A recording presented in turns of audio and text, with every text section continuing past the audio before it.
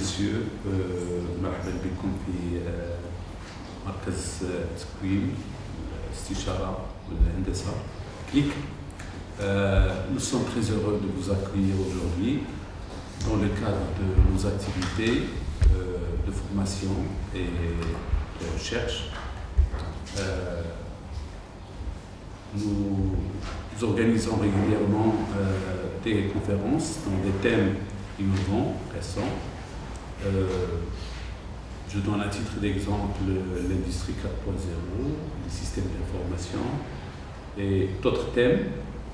Nous essayons par cette série de conférences à se mettre à niveau de ce qui se passe dans le monde et de rester à l'écoute des développements scientifiques et des thèmes de recherche que les industriels et le monde de la science en général, en Europe, aux États-Unis, au Canada, au Japon, sont en train de mettre en place. Dans cette démarche, nous sommes convaincus que même si notre activité ne dure qu'une demi-heure et ne peut être que bénéfique pour nous d'abord, c'est le CLIC, et pour tous les membres qui sont en connexion avec notre centre. Je crois que depuis un certain nombre de mois, de semaines, de mois, que si Jawed Dabouno est en train de présenter, je ne vais pas présenter parce que pour la plupart vous le connaissez, mais pour les gens qui vont suivre cette intervention sur la vidéo, voilà, je vais le présenter par la suite. Donc il est en train de présenter un certain nombre de conférences d'introduction du concept nouveau qui est en train de révolutionner un petit peu les sciences dans le monde et dans tous les domaines. Dans le domaine de la médecine, dans le domaine de l'ingénierie, dans le domaine du génie civil, dans le domaine de l'environnement, dans le domaine spatial, etc. Donc le domaine de l'intelligence artificielle. Évidemment, les fondements de ce domaine sont des fondements mathématiques, mais les applications sont énormes.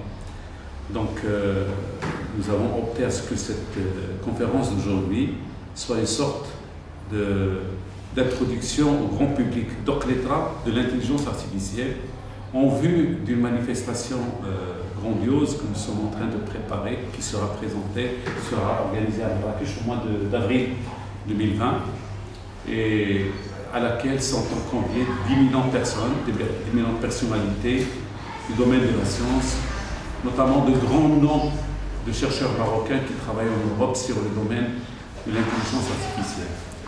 Donc c'est une activité qui se veut introductive, mais aussi une activité qui tente à impliquer des personnes de spécialités différentes dans le domaine de l'intelligence artificielle. Nous sommes convaincus que c'est un domaine dans lequel tout le monde peut se retrouver parce que c'est un domaine transversal. Et nous sommes aussi convaincus que ce que l'industrie marocaine est en train de vivre dans la transition vers une industrie, vers l'industrie de l'automobile, etc., elle va se trouver très tôt confrontée à ce défi de s'intégrer dans la démarche d'intelligence artificielle, parce que tout simplement, on n'a pas le choix. Comme on n'avait pas le choix lorsqu'on a fait face à ce qu'on appelait dans le temps la mondialisation et ce qu'on ne comprenait pas, on est en plein dans les conséquences de la mondialisation. Maintenant, le nouveau défi, c'est les données, la donnée, le big data et l'intelligence sous ses différents aspects. Et à la pointe de l'intelligence, il y a l'intelligence artificielle. Donc je vais laisser la parole pour permettre combien 1 heure et demie. Pour nous présenter l'essentiel de ce qu'il a jusqu'à présent présenté sur le thème de l'intelligence artificielle. Si Jawed Dabouno est professeur de mathématiques et d'informatique à l'université Hassan II, à Stade. Et surtout, il était mon copain de classe en CE1. Donc, depuis le CE1, je suis en train de le supporter. Je vais continuer à le supporter. Donc voilà, l'objectif c'est bien sûr rater le français ou il serait aussi intéressant que de l'interactivité, jusqu'à la fin. À chaque fois, il y a une réaction, mais chaque même qu'on a un petit peu la présentation intéressante. Donc on va parler d'intelligence artificielle vers la fin, même si c'est la conférence, pour nous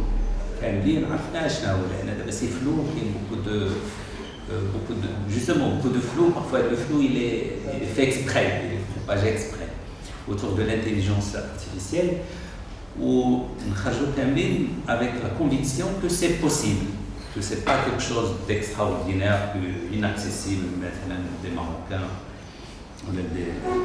un être humain normalement constitué. Donc, je vais commencer par quelques questions autour de l'intelligence artificielle. Et vers la fin de la conférence, on va nous répondre aux questions. Donc, qu'est-ce que c'est que l'intelligence artificielle? C'est une très bonne question, sinon on ne peut pas aller plus loin. Comment se fait l'apprentissage automatique? Et c'est quoi déjà l'apprentissage automatique? C'est quoi un réseau de neurones? Réseau de neurones, deep learning, machine learning. On va essayer un peu de comprendre de quoi il s'agit. C'est quoi le deep learning? Comment automatiser l'analyse sémantique d'une image ou d'un texte? Souvent, en particulier Facebook, la photo encadrée, le visage encadré. Comment se fait-il que Facebook reconnaît une image? C'est une photo sur Facebook, j'ai un message comme quoi tu apparais dans une photo sur Facebook. Comment a fait Facebook pour déjà distinguer mon visage, reconnaître que c'est moi et m'envoyer le message? Comment aussi on analyse le texte? Tout ce qu'on écrit sur Facebook est analysé ou qui plusieurs objectifs. À quoi tout cela s'applique et comment? Quels sont les enjeux de l'intelligence artificielle? Comment va-t-elle transformer l'individu, la société, les institutions et l'économie de demain? Quel impact peut avoir l'intelligence artificielle sur les différents champs classiques de la recherche scientifique? L'université, la manière dont je avec l'intelligence artificielle. Il faut imaginer d'autres méthodes, techniques, d'autres approches. Comment intégrer les résultats des recherches scientifiques dans le chantier de l'intelligence artificielle, qui y a beaucoup de travaux qui se font à l'université, qui font l'intelligence artificielle.